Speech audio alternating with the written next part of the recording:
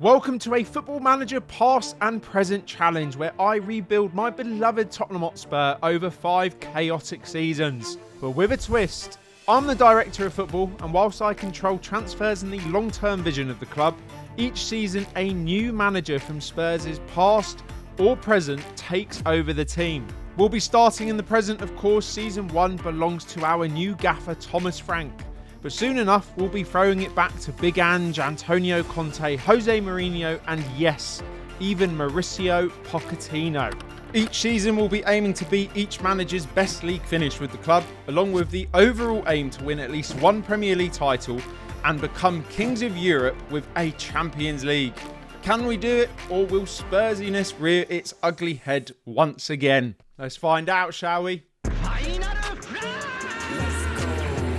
And just in case you guys aren't familiar with the Director of Football concept on FM24, it's all quite simple. I just install each manager as an assistant using the in-game editor tool and then hand over full tactical responsibility to them via the staff responsibilities. Now, with the seasonal aims always to try and beat the best league finish that the manager had at Tottenham, we can't really do that with Thomas Frank as he's in his first season in charge. So what we're going to do just for Frank's season is try to beat his best ever league finish with Brentford. That was 9th place in the 22 and 23 season. And to be honest, if we can't beat 9th place with Tottenham's squad, a little bit embarrassing. Now, according to Football Manager, Thomas Frank's preferred formation is a 4-3-3. Looking at his tendencies as well, he's not going to be as defensive as I thought he would be. He has got a loud creative freedom, works the ball into the box, uses counter-attacks. The only thing that worries me a little bit in terms of what's meta on Football Manager is that he tends not to hold a high defensive line. Now, to find out what roles Frank likes to use in his 4-3-3, we have gone to a pre-season friendly. These roles can change as competitive game kicks in, but it's all we've got to go on during the transfer window, and there are 2 areas we definitely need to improve. Solanke is our only out-and-out striker. He brought on Alejo Veliz once Solanke got injured in this game, which is not good enough for the Prem, and we do need a new number 6. It looks like Frank likes more of a destroyer as opposed to a playmaker. Basuma is just not it in that role. Unfortunately, we only have 5 million to spend, so we will have to sell to buy, and with that being said, I shall see you guys on deadline day.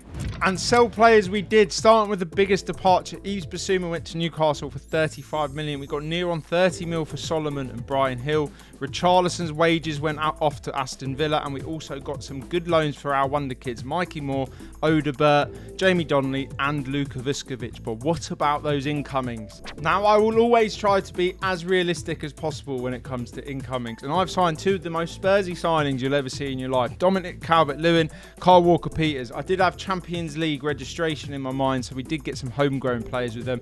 Kyle Walker-Peters in particular is club trained at Tottenham, so he is great for the Champions League and covers both wings. Next up, we gave Kane a call in Bayern, and we came back with João Palhinha. Looks perfect for Frank's destroyer role, and we also have an optional fee of 46 million. I highly doubt we'll spend that on a 30-plus-year-old, but the option is there. And then there is our last signing, our marquee signing, and he was a bit of a panic signing to boot, because after 3 games, Frank has us in 6th. And whilst there is a huge win over City already, he did lose his debut in the worst way possible, as Arsenal pumped us 2-0 in an opening day North London derby. And you'll notice not a single goal has been scored by a striker in all of pre-season or the season so far. So I got in a panic and went out and found Frank a Scandinavian Ivan Toney.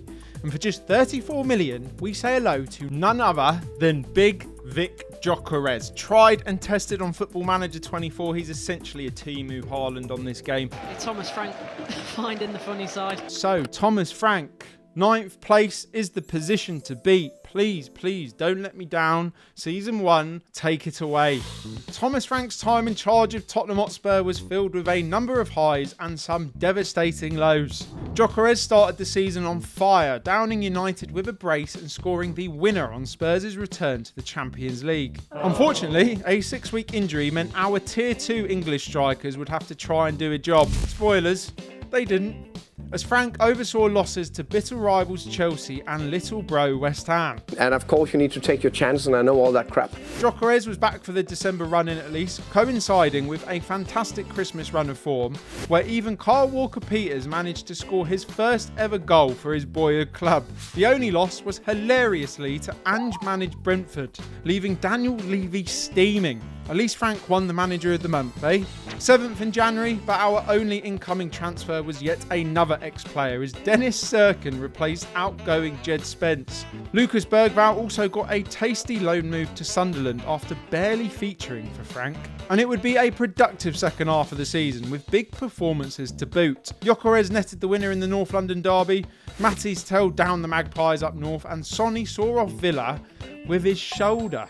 Good evening. Frank was proving a natural in his first year as a Champions League manager too, reaching the semi-finals including a penalty shootout win over Real Madrid. Barcelona though was one giant step too far. But there would be silverware, as an epic FA Cup run which saw wins over Brentford and Arsenal culminated in a final with Arne Slot's Reds. And it would be our former Red to settle it, as Dirty Dom Solanke won us our first FA Cup since 1991. All that's left to see is whether Thomas Frank beat his 9th place finish with Brentford. And he has done it and then some, as Tottenham have finished 4th, securing Champions League football, FA Cup to boot. He's beat his best league finish with Brentford of 9th. Thomas Frank, mate, you have my seal of approval, sir. And by the way, Crystal Palace, coming 18th, getting relegated. Eze, Adam Wharton, spoilers, goals-wise, Gyökeres only finished 5th in the end with 14 league goals. He got 25 goals in total in the end. Sonny was next best with 11. Goals are actually a little bit disappointing. Does look like it was either Gyökeres or nothing, to be honest. Where's Calvert-Lewin? So yeah, goals is a bit of an issue, but I don't think it will be an issue next season, as Thomas Frank is out and Ange Postecoglou is back at Tottenham. So Ange Postecoglou is back at Tottenham Hotspur, and according to Football Manager, his Ange ball system is a 4-2-3-1. Playing mentality is attacking. He tends not to sit back and protect a lead, uses counter-pressing all the time. He is balls to the walls, all attack. And Ange has just seen a 4-1 win over Lille in pre-season. And looking at his roles, some of them are quite interesting. Some of them aren't surprising at all. The inverted wing-backs are back. But he's also got a Segundo Volante in the midfield. He's got a half-back alongside. And he's actually playing Son as a Ramdeuter. I've got no idea, mate. No idea, mate. In terms of what we'll be aiming for in the transfer market, one thing Ange did not have during his time at Tottenham was a pacey, out-and-out dribbling winger. Did have Brennan, did have Son. Son was old. Brennan's more of a finisher. So we will be looking for a new wide man. And we also have a decision to make on João Palhinha. We do have him on loan. He played well under Frank. Unfortunately, the optional future fee is 46 million when he's only actually worth 22 to 26. So we've got a few decisions to make. I shall see you guys at the end of the window. The window is closed, and you can see we have been very busy in this transfer window, and thank God for Saudi Arabia. We got nearly 90 million. Well, we did get 90 million for Bentancur and Dragerson. Sold Richarlison to Villa. Ben Davies, after over a decade at the club, finally leaves for Wolves. We got a few good loans for our kids as well. Jamie Donnelly, Odobert, Vuskovic, and Dominic Calvert-Lewin ended up being a pure profit signing, as we got rid of him for just over 10 million to Brentford. But with all the cash coming in, it means we have finally been able to flex some muscle this summer. Starting off by raiding some of the relegated teams. Burnley went down last year, so we signed their star centre-back, Maxime Esteve. I think it's Esteve. We got him for 19 million. He's big, he's strong, he's fast, he's left-footed, which was most important, because under Ange, whenever Mickey van der Ven got injured, the whole thing kind of fell apart. So he should be great cover for the Flying Dutchman. Now, I did kind of spoil the other one when we saw Palace got relegated, but we did raid them for Adam Wharton. The guy is absolutely insane on Football Manager. Young and English, double-footed, can play DM, CM or Cam. I reckon we will have him all the way until the end of the Pochettino season. Other than that, Bayern did play ball. They accepted 24 million for João Palhinha in the end. And look at his stats. He is absolutely flying, even though he's 31 years old. And then the big boy, our flying winger that we desperately desperately wanted for Ange. In the end, we went for PSV's Johan Bakayoko, getting him for 67 million, 17 pace, 17 acceleration. His dribbling's good, his flair is good. Young as well at 23 years old. I reckon he is going to do absolute bits in the following season.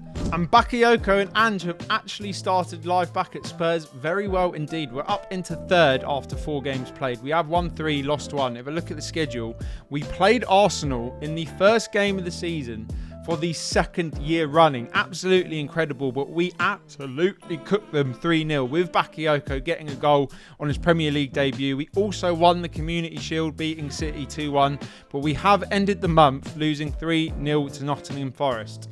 Nuno must have just been fuming that I've completely skipped him over during this past and present rebuild. Ange's best season though was in his first year at the club, where he got us up into 5th place in that first year after losing Harry Kane. We're sitting in 3rd. Fingers crossed he can do it. Ange, good luck mate. And Ange's early season story was all about dominating home form and constant troubles on the road. All gas, no breaks. But after a 2-0 home loss to Kane's Bayern Munich, Ange had some harsh words for the boys. Feeling inspired, our form exploded. Arsenal were beaten twice more in the Cups and Europe. Chelsea were finally vanquished, and our Swedish supermen swept aside the best the Prem had to offer.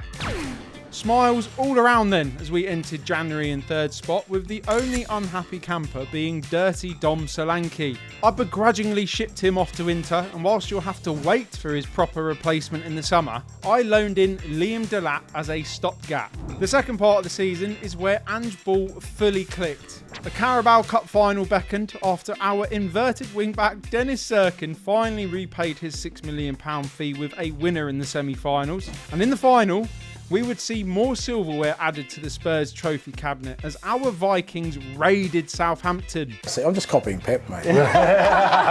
There would be no European glory, however, as Harry Kane broke Spurs' hearts in yet another Champions League semi-final, and Erling Haaland ensured there'd be no FA Cup repeat, smashing 3 past us in the final. And speaking of Erling Haaland and Manchester City, losses to Liverpool and Chelsea had opened the door for a late title charge. I like the whole bit, mate. Are you not entertained? Maddison saw off the Blues in a rare win at Stamford Bridge. Adam Wharton shut down the Geordies, and Johan Bakayoko hit 3 to stuff the Toffees. It all meant that Ange had us top by a single point with just 2 games to go. And you'll never guess who was up next. As Savio put City 1-0 up just before the hour mark, Ange surprisingly remained calm. With the time ticking away, it was a man made in Manchester who turned the tides in our favour. And pull back for the lap! The 1-1 draw enough to keep us top, followed by a Gyökeres winner to beat Fulham on the final day, means Ange Ball claims the first Premier League title of this 5-season rebuild.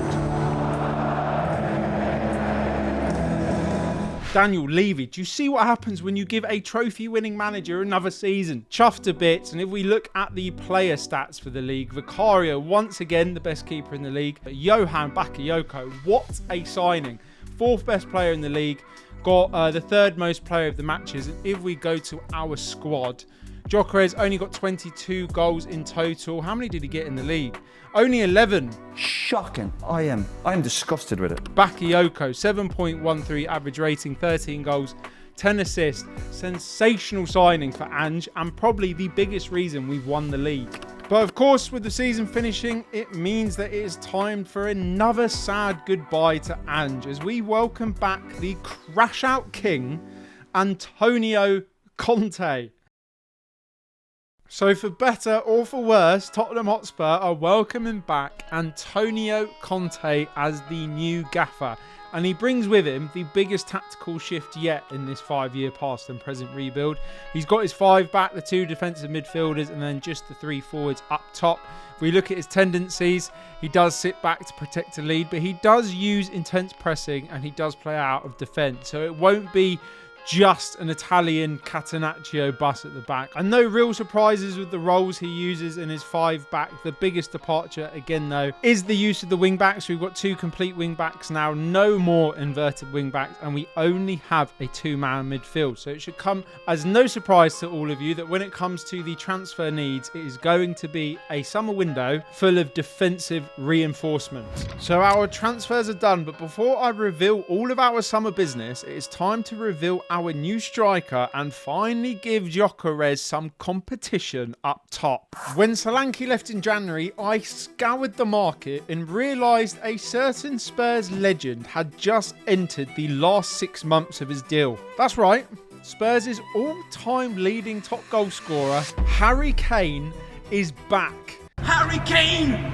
Now, bringing Kane in meant we did have to blow a lot of the wage budget, which meant we did have to sell players in order to bring some more in. And when it comes to the transfers going out, we got rid of João Palhinha to the Saudis as well as Kevin Danso. We've got 65 million for both of them. And don't you just love it when a good team gets relegated, as we have taken full advantage for the 2nd season running. Starting with Brentford, Aaron Hickey, 37 million.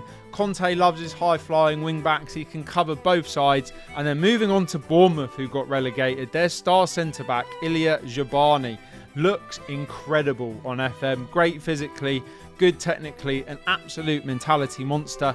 And then also from Bournemouth, we have gone and taken Alex Scott. Yes, 45 to 47.5 million. Bit of a waste because we don't need him at all. But if you go to his information, you will see that he is a lifelong Tottenham supporter. So instead of rotting in the Championship, you can come and rot on your boyhood club's bench, mate. Now, probably unsurprisingly, Antonio Conte has not started life in Season 3 quite like Ange did in Season number 2. He's got us up into 5th position after 3 games played. We've won 2, we beat Palace and Southampton, but we've also lost to Burnley away, which is just shocking. Can you imagine the crash out he'll be having after that loss? Come on. Harry Kane is the joint top goal scorer. He's got 4 after 3 games in the Prem in his return. He's top of the player chart, and Sonny is top of the assists. So maybe those two will just do it all by themselves. And they might have to be honest, as Conte brings with him our highest league finish to beat so far, as he came 4th back in 2022. We also need European glory to properly complete the past and present challenge. So Antonio, keep calm and carry on. And to be fair to Antonio, once we left him to it, he started very well indeed. Kane banged goals in wins over Liverpool, Manchester City and even Barcelona at the Camp Nou. The fullbacks were flying, appreciating life back on the outside, but it would be the first North London derby of the season where the cracks started to show, as a disappointing 1-0 home loss led to even more drop points over Christmas, leaving us in 4th come January 1st. But for me, this is unacceptable. For me. And with no real opportunities in the transfer market, it was all about getting back on track on the pitch to start the new year. A Kane and Sonny classic down the Eagles. Bakayoko fired us past Atletico and into the Champions League knockouts. And we even saw Kane turn up in a final. An extra time goal and a successful penalty in the shootout saw Conte claim Carabao Cup glory over ex-club Chelsea. Kane finally had a Tottenham trophy. Nothing could surely stop us now. Did I say nothing? Well, Southampton beat us in the FA Cup before Man City put a nail in Conte's coffin, smashing us in the league and in Europe.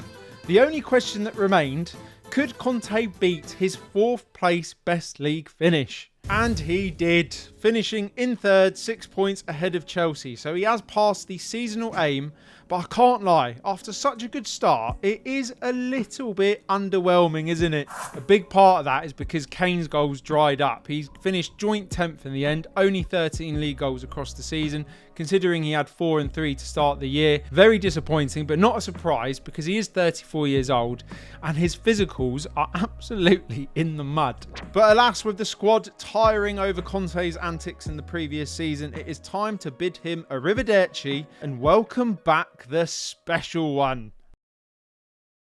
So Jose Mourinho is back at the club that sacked him 1 week before a final. Because Mr. Levy didn't let me win a final and win a trophy.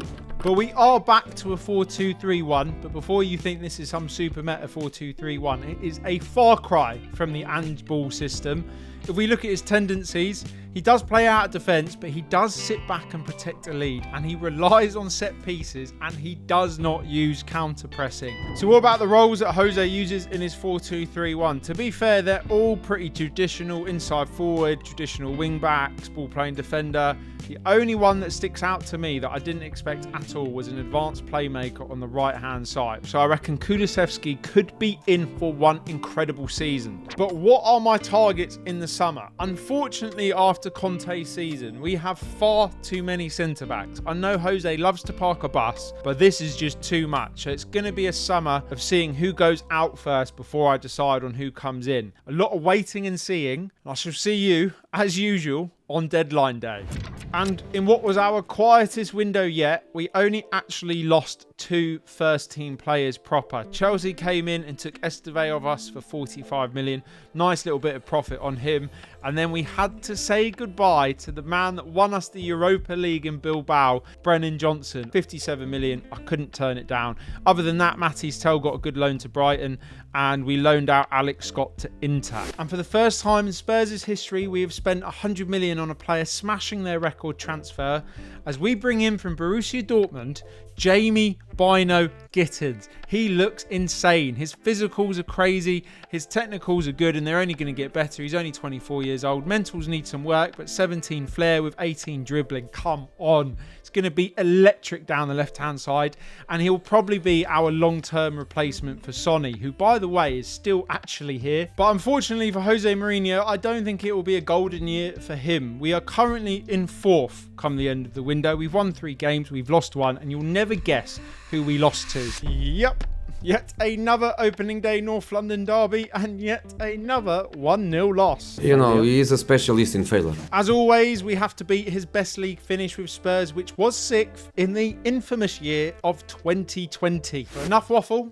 Special one, take it away. And Jose's return to Spurs wasn't just special, it was spectacular. Parking the bus on a weekly basis, his very own bus conductor, Adam Wharton, absolutely thrived, dispatching ex-Club United early doors before a stunning hat-trick against sorry Burnley. The real star of the season, though, was 100 million man Bino Gittins, who terrorised defences to the point he was in for a shout at the Player of the Season award as we hit January. We were top of the league, being chased down by a Newcastle side, now led by Ange Postecoglou. I love it.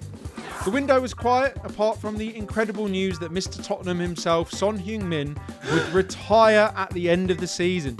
But we still got our wish, as he accepted a coaching role to join Poch's team come the summer. I fucking love you! Unfortunately, that would be the only goodwill the new year had to offer early doors, as Jose lost twice more to Arsenal, now 3 1-0 losses in a row to the enemy. If I speak, I am in big trouble. It meant that it was a battle of contrasting styles to decide this title race, as Jose's bus and Ange's Ferrari barely blinked as we headed for a title showdown. Hadouken! Gittins scored a huge winner at Anfield. Kane's dusty old legs were doing all they could to see a first-time Premier League title, and James Maddison ensured Jose would have the last laugh over eternal rival Pep Guardiola. We led Newcastle by 2 points as we headed to St James's Park for a fascinating contest. A contest that turned into a battle made in Sweden. Alexander Isak opened the scoring from the spot, but the Swedish Sedan would not be denied, scoring either side of a Bakayoko goal to effectively end Ange's and Newcastle's hopes of a Premier League title. A 4-0 smashing over Jose's ex-Chelsea followed, making it Premier League number 4 for Mourinho and number 2 in this 5-year challenge. But the season wasn't over just yet. Whilst Pep had caused a Mourinho crash out earlier in the season to end our FA Cup hopes, a semi-final win over another of Jose's former clubs, Real Madrid, saw us finally reach a Champions League final. Yup, a Champions League final made in North London. Let's hope we can avoid a 4th straight 1-0 loss this time, Jose. No, God! No! God, please, no! No! No! You've just lost a Champions League final 1-0 to Arsenal. 4 1-0 losses in a row. Can you imagine if that was real life? We'd never be able to live it down forever, for the rest of history. We have won the Premier League though, so we've got to think positively. We've won it by 4 points in the end, even if we have lost 2 more games than Newcastle. But who gives a monkeys? We've just won 2 Premier League titles in 4 years with 4 different managers. Happy days indeed. And a special word for Jamie Bino Gittins and Dejan Kulusevski. They are in the top 3 players in the league. And to my surprise, Kulusevski is actually our top goal scorer. He's got 20 goals, 11 assists. We haven't had that one player in any of the years to just soar to like 35, 40 goals. I thought it'd be Gyökeres. He's been quite disappointing, only 13 league goals this season. And if we look at Harry Kane, he's only scored 2 goals all season. So it might be time to say goodbye to the 35-year-old Kane. It looks like he can barely run anymore. And as we say goodbye to him, we will be saying hello to the man that made Harry Kane, as Jose's out and Pochettino has returned. So the great Mauricio Pochettino is back at Tottenham Hotspur, and he actually brings with him the hardest seasonal challenge yet. He finished second with Tottenham back in the 16-17 season. We have to win the league. We still need the Champions League too, so it is a domestic and European double or bust. Luckily for us though, he is also a 4-2-3-1 merchant on Football Manager, but looking at his mentality and his tendencies, he is much more aligned with how Ange had us playing in Season 2. Nothing too crazy in the roles that he uses. The biggest surprise though is his use of inverted wing backs and fullbacks. My memory of Poch is Kyle Walker and Danny Rose absolutely bombing down the wings from fullback. So to see him add this over the last few years, not entirely sure how that's going to go, but I do think Pape Sarr is going to be a savage as a roaming playmaker if he stays in that role. He has inherited a fantastic title-winning team for Mourinho though, but we do know one area that we'll need to look at in the transfer market. As mentioned back in January, El Capitano Sonny has officially and finally retired and joined Poch's coaching team. And joining him shortly after was none other than Harry Kane. Yep, he willingly just accepted a coach role to retire on the spot. True bro love right there.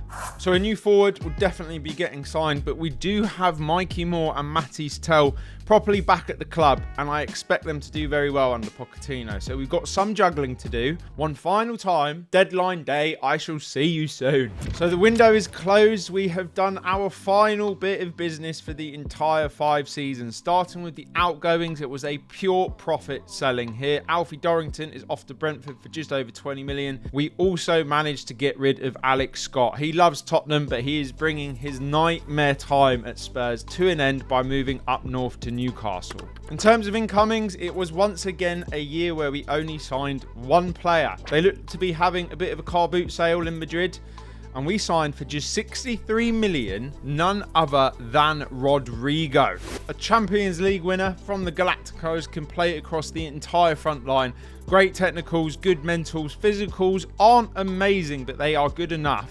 And he is an elite winger, leading Premier Division player. So he should be the final piece to hopefully get us that Champions League trophy. But when it comes to the league, we have actually started very well under Pochettino as well. Because in his first competitive game back, Pochettino has won a trophy with Tottenham finally. We won the Community Shield, beat Chelsea on penalties in the end. By the way, does anyone else just completely forget Poch managed Chelsea? It's like my brain just decided to not remember that. We have won all but one game. We did lose at Old Trafford. 96th minute winner from Mateus Cunha sees us fall to defeat against Man United, which means we are sat in 3rd at the end of the window. Our final year saw all of our squad building efforts over the last 5 seasons finally come to fruition, with Pochettino proving to be the final piece of the puzzle. He found his modern-day Moussa Dembele and Pape Matar, who tore the Prem to pieces, including this stunner to beat Ange's Newcastle. Of course we'll have a look. Rodrigo, wearing the iconic number 7, filled the hole left by Sonny to devastating effect. forming an incredible wing partnership with Bino Gittins. But it was our kids who really shone under Pochettino, just like Kane, Son and Dele before them. Mauricio Tell announced himself with an incredible hat-trick against Chelsea. Lucas Bergvall and Archie Gray popped up with vital goals here and there. And one of our own, Mikey Moore, came alive to score the winner in the North London derby. Even young Luka Vuskovic chipped in, scoring inside a minute at Wembley en route to another Carabao Cup win. But it wouldn't be all smooth sailing this season, as new captain Cristian Romero got a red card to cost us a final year FA Cup win. You cannot be serious!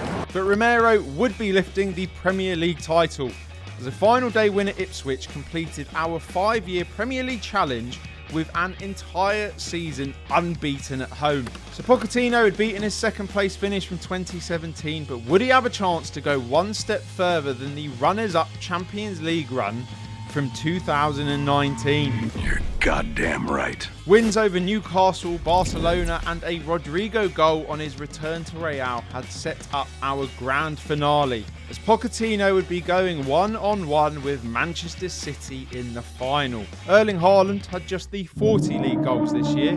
I'm sure we'll be fine. City were actually managed by the GOAT, Zinedine Zidane, these days, but just 24 minutes into the final, our Swedish Zidane showed him who's really boss. Oh, what a goal! Dejan Kulusevski! Rodrigo then scored this cracker for a 2-0 lead, but Rico Lewis had bums squeaking just before half-time with a lovely strike. Bollocks. And in typical Spursy fashion, shortly into the second half, just like that, it was 2-2. The dream was surely over. It's now 2-2. And here comes... Oh, yes! Pochettino had actually done it. With Sonny and Kane by his side, Spurs are finally your European champions.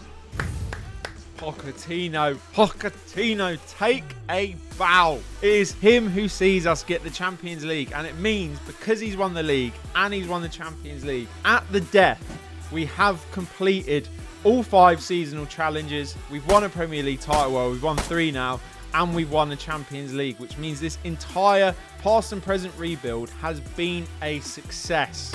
So before I love and leave you, just one quick final look at our squad. And we did see Gyökeres finally hit 30 goals across the season. But the real star of the show was Mauricio Tell. Only 20 starts, 24 goals. A couple more seasons at this rate, and he is going to look absolutely insane. And I mean that squad in general. It's just a very good looking squad, isn't it? It's very good. That being said, that's all I got for you today. Hope you did enjoy it. Please do smash the like and subscribe if you haven't done so already.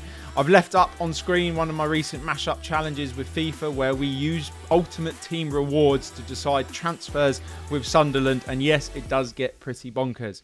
Hope you have a good one, and I shall see you in the next one. Peace.